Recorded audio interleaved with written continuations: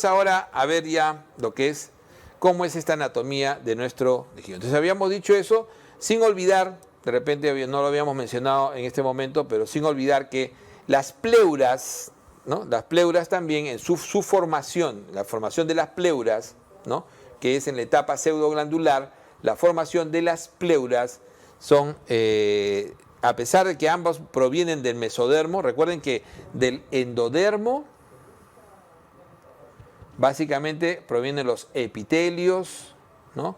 Las glándulas, básicamente todas las glándulas, los epitelios provienen, ¿no? Alrededor del endodermo, pero del mesodermo proviene ya cartílagos, vasos y no olvidarse las pleuras. Las pleuras provienen del mesodermo, ¿no? Origen mesodérmico, pero tienen un origen del mesodermo pulmonar, la pleura visceral, y del mesodermo celómico, la pleura parietal. Recordar que hay una pleura parietal y una pleura visceral. Esta pleura parietal, no se olviden, es aquella que proviene del celómico, del mesodermo celómico, y tiene terminaciones sensibles, nociceptivas. Entonces, esta es la que siente dolor. ¿Qué otra característica tiene la pleura parietal? La que está alrededor, pegada a la caja torácica. Produce líquido. Entonces, aproximadamente hay entre 20 y 30 mililitros de líquido que separan ambas hojas pleurales. No es medible, normalmente no se mide. ¿Cuándo se dice que ya es derrame pleural? Cuando supera los 50 mililitros, acuérdense, 50 mililitros para arriba, eso es derrame pleural. Entonces, es la pleura parietal la que tiene terminaciones de dolor, la que produce líquido y es reabsorbida ¿por quién? Por la pleura visceral. La pleura visceral tiene la capacidad de reabsorber y hace el circuito de la producción del líquido pleural. ¿Ok? Un líquido pleural que tiene un pH de 7.64 normalmente, que está entre 20 y 30 mililitros en total, ¿no? Y las pleuras nunca se tocan, excepto cuando llegan a este nivel, a lo que se llama el ligamento pulmonar. Ahí se unen las dos hojas pleurales, la visceral y la parietal, para formar el ligamento pulmonar por encima de la carina. Entonces, este es lo característico. Este tiene tejido mesenquimatoso, marcador tumoral, CA125, no se olviden eso, ¿ok? Y en la pleura visceral es donde generalmente va a haber, ¿no?, la reabsorción, y es en la pleura parietal donde se suelen asentar los granulomas y las células tumorales. Entonces, eso es solamente para ¿no?, anotar lo que faltaba esta parte. Recuerden que las pleuras tienen presión negativa, menos 5 milímetros, y eso es lo que hace posible que la expiración sea espontánea, sin trabajo, ¿no? Simplemente regresa por presión negativa el pulmón a su estado basal. Entonces, por eso es que funciona en su mecánica básicamente con el músculo respiratorio por excelencia, el diafragma. Y entonces vamos a ver ahora cómo es toda la estructura, ¿no?, anatómica. Y habíamos visto que hay una zona llamada conductora. La zona conductora básicamente, ¿no?, se encarga de que la ventilación sea correcta y llegue el aire en forma adecuada a nuestro saco, a nuestro alveolo, sacos alveolares y al alveolo. Eso es fundamental. Para que eso pueda suceder, todo este espacio que es muerto porque no hay intercambio es fundamental, porque tiene que estar permeable, ¿ok? ¿Cuál es la característica? Como vemos acá, tiene un tejido especial, tiene un epitelio que se llama pseudoestratificado, cilíndrico, ciliado. Cada uno de estos células epiteliales ciliadas tiene aproximadamente 300 cilios. Cilios que miden aproximadamente 4 a 5, ¿no?, micras, y que es fundamental, ¿no? Es fundamental su movimiento para que puedan mover la capa de moco, que ahora lo vamos a ver en un momento cuál es la estructura de esa capa de moco. Capa de moco que, como ven acá, va a ser formada por las glándulas mucosas, que son 97% del moco. El moco, es 97% agua y 3%, ¿no?, estructuras sólidas. La más importante de ellas, ¿no?, la mucina, que es una glicoproteína. Esta mucina, ¿quién la produce? La célula caliciforme. La célula caliciforme. ¿Ok? Entonces son las células más importantes. De la célula caliciforme forma la mucina, que hace posible que este moco sea filante y que pueda atrapar estructuras y pueda permitir un movimiento. Atrapa estructuras y el cilio puede mover ese moco gel por encima de lo que se llama el moco sol. Después les voy a explicar eso con mayor detalle. ¿Ok? Entonces, esta es la estructura, de esa manera se defiende y tiene cartílago, que a nivel de la tráquea, el cartílago tiene forma de herradura, con una hendidura posterior, mientras que a nivel bronquial los cartílagos, ¿no?, son fundamentalmente, ¿no?, ya en la parte especialmente intrapulmonar, la estructura no es homogénea, ¿no? Entonces está como partido, como pequeños pedazos de cartílago. Entonces, como se ve acá. Entonces, esta es la estructura básicamente. Entonces tenemos la adventicia, el cartílago, la submucosa, donde la principal estructura es la glándula, ¿no?, la glándula mucosa, y el epitelio, donde predominan básicamente las células ciliadas, ¿no?, del epitelio pseudoestratificado cilíndrico ciliado, porque así todas llegan hacia la membrana basal, todas tienen asiento en la membrana basal, y también existen algunas otras células, como por ejemplo las células Aput y algunas otras más. Y entonces esta es la estructura fundamental. Entonces toda esta zona, este árbol bronquial, termina la zona conductora en lo que se llama el bronquiolo terminal. Bronquiolo terminal. Entonces, este bronquiolo terminal, ¿por qué no se llama bronquio terminal? No, el último bronquio que está acá tiene todavía cartílago. Este bronquio final, y todos los bronquios se van a diferenciar. Este es el tejido, este es el bronquio. El bronquiolo ya no tiene, entonces, ¿qué no tiene? Le vamos a poner acá. Ya no tiene cartílago. Pregunta examen. Ya no tiene cartílago. Predomina fundamentalmente músculo. Y es ahí donde se produce el mayor broncoespasmo, por ejemplo, el asma, en los bronquiolos, ¿ok? Y sobre todo en los conductos alveolares, con bronquiolos y conductos alveolares. Ahí se da el broncoespasmo fundamentalmente. Entonces, ya no tiene cartílago. Ya no tiene glándula mucosa.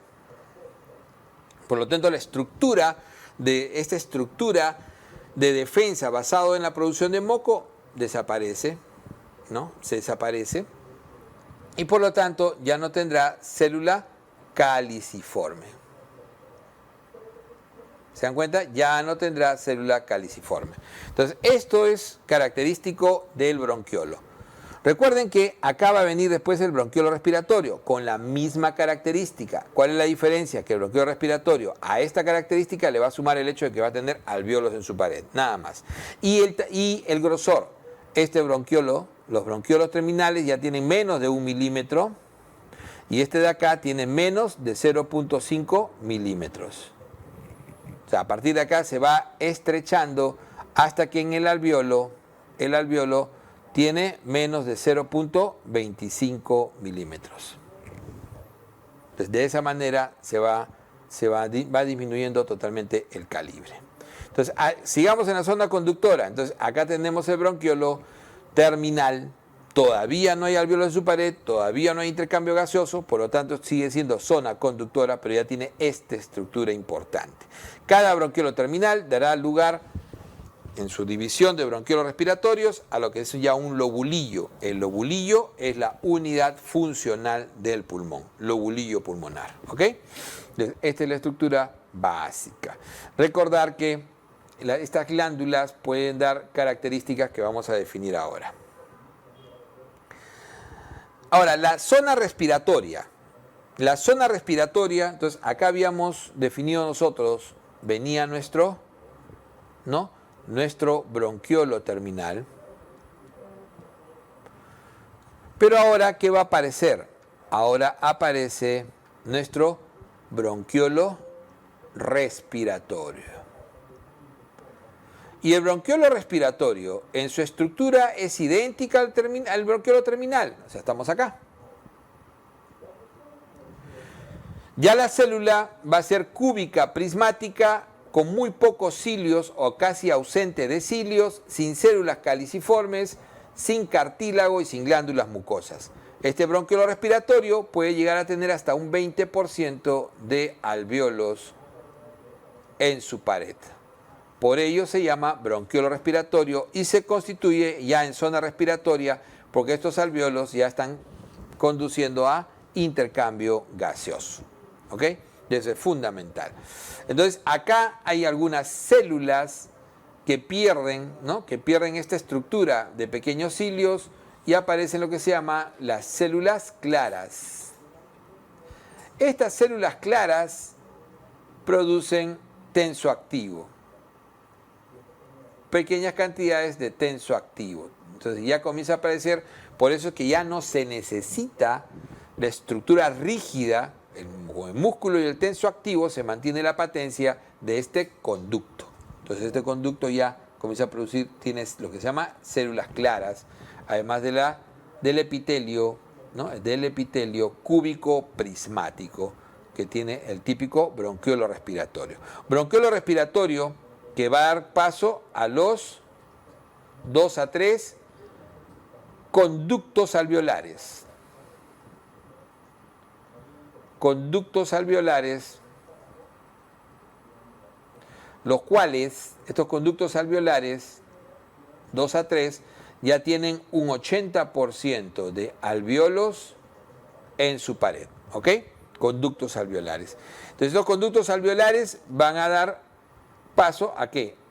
A esta estructura, el saco alveolar. Saco alveolar que está constituido en un 100% de alvéolos. ¿Ok? 100% de alvéolos, el saco alveolar. Este saco alveolar, que ya es la estructura final de este lobulillo, este saco alveolar tiene ya el alvéolo, nuestro alvéolo. Alvéolo que tiene, siempre está bien irrigado para poder permitir, ¿no es cierto?, en su vaso, por acá viene la sangre venosa y saldrá ya oxigenada. Y entonces esta cavidad necesita siempre estar libre. De eso se encarga la zona conductora, de que llegue a este nivel. A este nivel tiene que llegar lo que se llama el oxígeno o la presión a mayúscula alveolar de oxígeno alrededor de 100 para poder producir la diferencial o la gradiente alvéolo arterial. Entonces, esos son todos los fenómenos, eso es lo fundamental. Entonces, toda esta estructura que parte de un bronquiolo terminal, ¿cómo se llama esa estructura? Se va a llamar, vamos a ponerlo acá, lobulillo respiratorio. Es la unidad, ¿ok? Lobulillo respiratorio. Una característica interesante que no debemos olvidarnos es que entre bronquiolo respiratorio y otro bronquiolo respiratorio puede darse un conducto. Entonces puede haber conductos entre un bronquiolo respiratorio y otro bronquiolo respiratorio. Y esos conductos se llaman conductos de Martin. Conductos de Martin. Puede darse también la unión entre un bronquiolo respiratorio con alvéolo. Y eso se llamará conducto de Lambert. Esto es interesante, porque eso hace posible que haya una dinámica aérea de conducción. Cuando hay alguna pequeña obstrucción, habrá maneras en que se puedan comunicar, incluso hacia el alvéolo directamente, ¿no?, sin pasar por el conducto alveolar, desde el bronquiolo, o incluso entre ellos, entre los bronquiolos. Y también los alvéolos tendrán poros entre ellos, que vamos a ver mejor en un dibujo en un momento. Esos poros se llaman poros de Kohn. poros de Kohn, que permite cada alveolo tener una pequeña abertura que va entre 3 y 13 micras entre alveolo y alveolo. Ok. Solamente para regresar un poco, ¿se acuerdan de que estábamos en la zona conductora? Entonces, en la zona conductora, ¿no? Vamos a ver cómo es esto del moco y las glándulas mucosas. Y entonces tenemos que en la zona conductora, habíamos dicho que este epitelio pseudoestratificado cilíndrico ciliado tiene la producción del moco, fundamentalmente. Moco que se produce, acá viene la glándula mucosa, que va a producir la mayor cantidad de líquido, la mayor volumen. Este moco, como sabemos, tiene 97% de agua. Y el principal componente sólido va a ser la mucina. La mucina que lo va a producir la célula caliciforme. Entonces, esta célula caliciforme produce lo que se llama el moco gel, que es un moco espeso, rico en mucina, que la mucina tiene la capacidad de aumentar su volumen hasta con el agua en un 600%. Entonces, esto es un moco más filante, un moco gel, que puede tener la mayor capacidad de atrapar cuerpos extraños.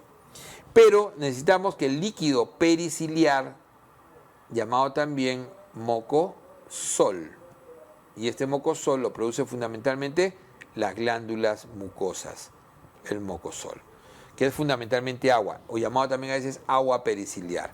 Esta capa de agua periciliar generalmente debe superar el tamaño de los cilios, ¿no? Debe superar, pero no debe superar el tamaño de los cilios para que esta capa, que suele tener alrededor de 5 micras, no debe superar el tamaño de los cilios, que suelen tener hasta 6 a 7 micras, para que los cilios puedan tener contacto con el moco gel y de esa manera puedan eliminar. ¿Cuánto eliminan en el día? Normalmente se elimina máximo 100 mililitros de moco. Más de eso ya se forma el esputo. Otro concepto importante que tenemos que tener en cuenta acá en esta zona bronquial, traqueal y bronquial, es el hecho de que las glándulas mucosas, este es el epitelio, nuevamente estamos acá estás con sus cilios, ahí están los cilios, y nosotros sabemos que está la glándula mucosa. Y esto de acá es la submucosa, ¿ok? El grosor de la submucosa. Entonces, si nosotros vemos que las glándulas mucosas están todas juntas y están paralelas, ocupan una parte de esta estructura. La relación entre las glándulas mucosas sobre el total, que es la submucosa, suele ser 0,25. Eso es lo normal. O sea, el grosor, la altura de estas glándulas mucosas sobre toda la submucosa es 0,25. Eso se llama índice de Reid. Ok. Cuando hay hipertrofia de las glándulas mucosas, como en las enfermedades, ¿no? Básicamente muy productoras de moco, bronquiectasias, o, por ejemplo, el paciente que tiene bronquitis crónica, la bronquitis crónica, esos pacientes pueden llegar a tener promedio 0,6 de índice de Reid. Entonces, esa es una característica que se puede ver en la biopsia del tejido bronquial. Entonces, habíamos estado en la zona ya respiratoria. Habíamos dicho que la zona respiratoria, ¿no es cierto? La zona respiratoria, ¿no? Inicia ¿con quién? Con el bronquiolo respiratorio. Bronquiolo respiratorio. Este bronquiolo respiratorio da paso a 2 a 3 conductos alveolares. Cada conducto alveolar va a dar paso, cada conducto alveolar, como ven acá, va a dar paso a sacos alveolares. Y estos sacos alveolares a los pequeños alveolos. Estará formado básicamente por alveolos. ¿ok? En esta estructura enmarañada. Acá están los poros de Kohn, ¿no? Que comunican un alveolo con otro. Están los poros de Kohn. Entonces, esta es la estructura fundamental, para verla mejor. El interior de un alveolo, vamos que es un corte, es el alveolo ahí, ¿no? El interior de un alveolo está tapizado. Este tejido es el 60%, está formado por células neumocitos tipo 2 o células epiteliales, también llamadas así, tipo 2. Neumocitos o células epiteliales tipo 2, que es la célula precursora, porque la célula más importante va a ser el neumocito o la más especializada tipo 1 o célula epitelial tipo 1, que es esta célula plana que ven acá. Esta célula plana. Esta es la encargada de la hematosis.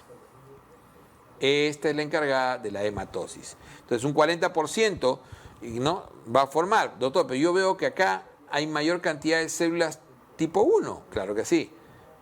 Porque hacia la luz del alveolo, el 95% de la luz de un alveolo está formado, o sea, está tapizado por células tipo 1. Por células epiteliales tipo 1 o neumocitos tipo 1. ¿Se dan cuenta? Miren la cantidad, el 95%. ¿Por qué? Porque son las células que tienen que estar en contacto con el aire alveolar, ¿no? Entonces, por acá sabemos nosotros que va a ingresar así la presión alveolar de oxígeno para el intercambio. Entonces, el 95% de este alveolo va a estar tapizado por neumocitos tipo 1, pero si no hablamos en porcentaje, ¿cuál es la célula prevalente? La célula prevalente en general será el neumocito tipo 2. El neumocito tipo 2, que es el precursor del neumocito tipo 1. Y este neumocito tipo 2, que es una célula, si esta es una célula plana, ¿no?, célula epitelial plana, el neumocito tipo 1, el neumocito tipo 2 va a ser una célula prismática, cúbica prismática, que en su interior tiene lo que se llaman los cuerpos laminares o lamelares, que no es otra cosa que surfactante, tensoactivo, ¿ok? Entonces, básicamente su función es formar el tensoactivo que se requiere para que no colapse el alveolo. Recuerden que el surfactante, su principal función es evitar el colapso alveolar, disminuir la tensión superficial, básicamente, ¿ok? Manteniendo así lo que se llama el concepto de compliance. Yo veo, doctor, una tercera célula, ¿sí? Hay una tercera célula, llamadas también células M, que son presentadoras de antígenos. Y obviamente ese es el macrófago alveolar. Macrófago alveolar que es fundamental en las enfermedades autoinmunes. Entonces, esta es la estructura del alveolo. Entonces venimos a este set para terminar esta parte y recordar, siempre recordar, ¿no es cierto? Ya sabemos que el origen de nuestro aparato respiratorio es endodérmico y mesodérmico y que tenemos una zona, siempre recordar, conductora y una zona respiratoria. Esta zona conductora, no se olviden que esta zona conductora, ¿no?, que básicamente tiene todo ese espacio muerto, termina en el bronquiolo terminal. Ojo que ya, como ven acá ustedes, a partir de que aparece el bronquiolo, ya no hay cartílago, ya no hay glándula mucosa ni célula caliciforme. Pero este bronquiolo terminal no tiene alveolos. Una vez que aparece el alveolo, se forma la zona respiratoria. Siempre recordando que en el bronquiolo es menos de 1 milímetro, ¿no es cierto? Menos de 1 milímetro, lo que es el grosor. Y en el conducto alveolar, que es lo que ya se va, acá se forma el lobulillo, la unidad. Entonces, esta es la unidad. Cada bronquiolo terminal va a formar una unidad, un lobulillo. Entonces, viene el bronquiolo terminal y de ahí aparece el bronquiolo respiratorio. Y este bronquiolo respiratorio va a tener los conductos alveolares, sacos alveolares y los alveolos. Recuerden que estos alveolos, como ven ustedes acá, tiene poros que van a comunicar un alveolo con otro. Eso permite una mejor ventilación al interior del saco. Y estos poros se llaman los poros de Kohn. También estos alveolos van a van a conectarse con el bronquiolo, se conectan con el bronquiolo respiratorio a través de lo que son los conductos de Martin. ¿Ok? Acuérdense, conductos de Martin y entre ellos, no, con el conducto de Lambert y entre ellos por el conducto de Martin. O sea, dos bronquiolos se conectan entre sí por el conducto de Martin y un bronquiolo se conecta con un alveolo por el conducto de Lambert. ¿Ok? Entonces, esto es lo que sucede acá. El alveolo, ya la zona respiratoria, como hemos visto, recordar que tiene células fundamentales. O sea, a pesar de que la mayoría de las células son neumocitos tipo 2, por el interior, o sea, lo que tapiza el alveolo, el 95%, lo que se muestra es el neumocito 1, porque el neumocito 1, plano, célula epitelial alveolar plana, es la que se encarga de la hematosis, no se olviden eso. Mientras que el neumocito tipo 2, con sus cuerpos lamelares, que va a tener básicamente la función de producir surfactante, son el 60% del total, pero en la superficie solo ocupan menos del 5% de la superficie del alveolo. Entonces, como vemos, la estructura alveolar. Recordando cómo va cambiando el tejido, al inicio, tráquea, bronquios, tenemos nuestra célula, ¿no? nuestro epitelio pseudoestratificado cilíndrico ciliado, aproximadamente 300 cilios por célula. Tenemos la célula caliciforme, que desaparecen acá, donde ya es, ¿qué cosa? Bronquiolo. En el bronquiolo desaparece el cartílago, como ven ahí, desaparece la glándula y desaparece también lo que es la célula caliciforme que forma la mucina, ¿no es cierto? Aparecen las células básicamente claras. Ok. Ahora, a ver lo que es la parte ya anatómica pura.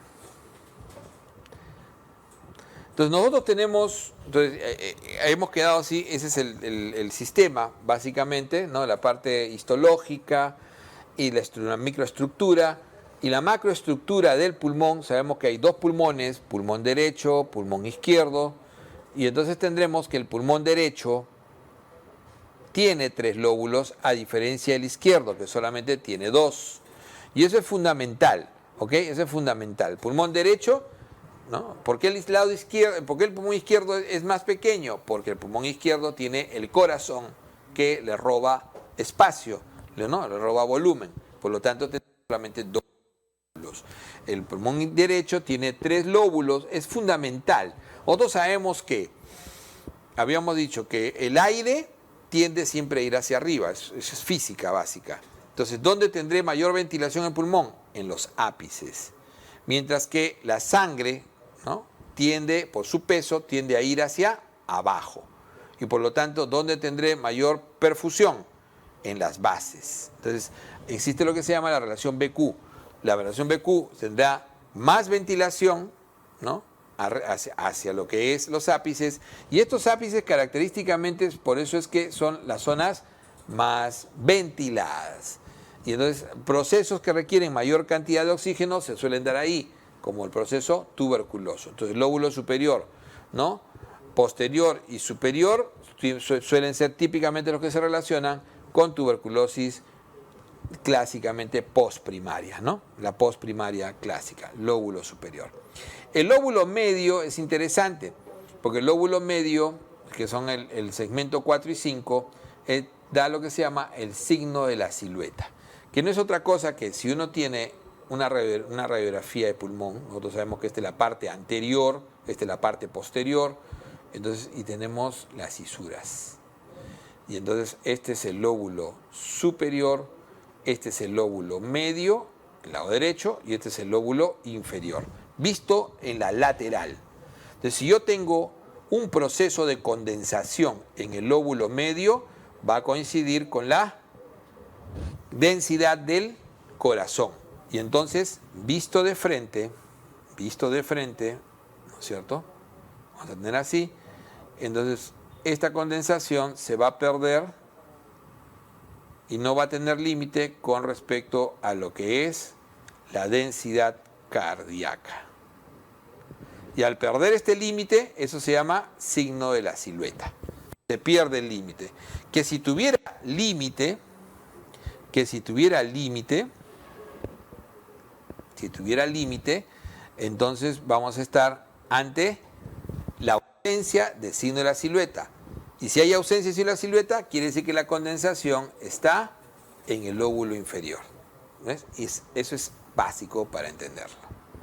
Recuerden que el pulmón derecho es más constante anatómicamente y tiene 10 segmentos. Entonces, 10 segmentos en el lóbulo inferior, que vemos acá, que es grande, tiene el segmento del 6 al 10. ¿Cuál es la importancia del segmento 10? Que en el segmento 10, que está, ¿no? El segmento 10 es donde por continuidad y por gravedad suele caer en el segmento 10 los cuerpos extraños directamente, porque vamos a ver que la estructura, ¿no?, de los bronquios, el bronquio derecho es casi perpendicular al piso, corto y más ancho, y entonces permite que todo aquello que uno se aspira o broncoaspira tiende a ir hacia el lado derecho, y si es un objeto, un cuerpo extraño, se irá al lóbulo, que es donde generalmente primero se busca. Segmento 10, lóbulo inferior. Okay. Tenemos entonces acá lo que es ya el pulmón izquierdo. Solamente 2 lóbulos y aquí ya no hay 10 segmentos. Habrán entre 8 a 10 segmentos, variable. Y eso es importantísimo, ¿ok? Entonces entre 8 a 10 segmentos. ¿Por qué? Porque ya en el lóbulo superior va a estar metido el medio. O sea, ya no hay separación hacia un lóbulo medio. Estarán metidos segmentos que en el lado derecho conforman el lóbulo medio. Y esa es la típica língula, ¿no? En el lado derecho esto sería el lóbulo medio. El segmento ápico posterior, que son justamente los que se pueden comprometer con tuberculosis. Recuerden que el anterior, tuberculosis, no. Pregunta examen. Entonces, ¿dónde suele aparecer? ¿No? Porque la siembra suele ser hematógena. ¿Dónde suele aparecer la tuberculosis postprimaria? En el apical, en el posterior o en el ápico posterior. Miren que se puede fusionar. Si se fusionan, ya no serían 10, serían 9. Pueden estar separados como segmento 1 o 2 o puede fusionarse en un ápico posterior. Mientras que en el lóbulo inferior del lado del pulmón izquierdo estará en el lado izquierdo, en el lóbulo inferior, tendremos la posibilidad de que el segmento 7 y 8 se fusionen. Y si también se fusionan, terminaríamos con 8 segmentos. Entonces, esa es la característica. Y recordar cómo es el bronquio derecho. Entonces, es como decíamos, es como si ustedes dispararan, ¿no? Dispararan, pero ¿no? Hacia la izquierda, disparen hacia la izquierda, pero invertido, ¿cierto? Entonces uno dispara, entonces tiene lado derecho, perpendicular, giren así, lado derecho, perpendicular al piso, corto y grueso, y lado izquierdo, paralelo al piso, largo y delgado. Entonces ahí tienen el lado izquierdo y el lado derecho. Corto, grueso, donde el 90% de las broncoaspiraciones, por eso es que se suelen ir, generalmente las que se van al lado izquierdo son por la posición que tenía el paciente en el momento de la aspiración o de la broncoaspiración.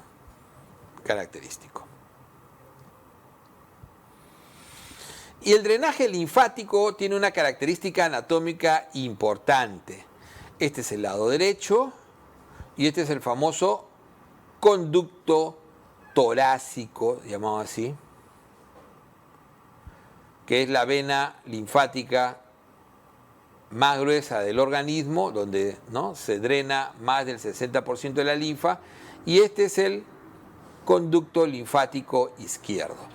Si se dan cuenta, el conducto linfático izquierdo va por detrás de la yugular, mientras que el conducto torácico va por delante, en el lado izquierdo, de la yugular. ¿Por qué es importante esto? Es importante porque si ustedes colocan un catéter central, entra la aguja acá, la posibilidad de que puncen el conducto linfático izquierdo es casi nula. Mientras que si ustedes colocan un catéter central en el lado izquierdo, entran por el lado izquierdo, perdón, este era izquierdo, ¿eh? Izquierdo y derecho. Izquierdo y derecho. Entonces, es el lado derecho. Entonces, el lado derecho, conducto linfático derecho. Es el problema de mirarlo así de esta manera. Y acuérdense que el conducto torácico en el lado izquierdo. Entonces, en el lado izquierdo está el conducto torácico y este es anterior en su drenaje. Entonces, si ustedes ponen un catéter por el lado izquierdo, tranquilamente punzan el conducto torácico y en lugar de sacar sangre, sacarán kilo, leche, ¿no? Van a sacar kilo. Y eso a todos los que hemos trabajado en este rubro, alguna vez nos ha pasado. A mí me pasó un par de veces. En realidad hay que tener mucho cuidado en eso, saber qué hacer en ese momento, pero es un riesgo de entrar a abordaje, pregunta que se hace a veces, muy raro, pero se hace más en posgrado, abordaje izquierdo. Entonces, ¿qué se dice? ¿Por qué no el abordaje izquierdo? ¿Por qué se prefiere el abordaje derecho siempre? Para colocar catéteres, para poder colocar tanto en la subclavia como en la yugular, catéteres centrales, ¿no? O introductores centrales. No el abordaje izquierdo, uno, por la presencia del conducto torácico, que es anterior. Segundo, porque el ápice es más alto. Recuerden que acá está el corazón a este lado y va a elevar el ápice a ese lado. Y tercero, porque tiene 25% de más variantes anatómicas. Son las tres causas por las cuales no se usa el abordaje izquierdo.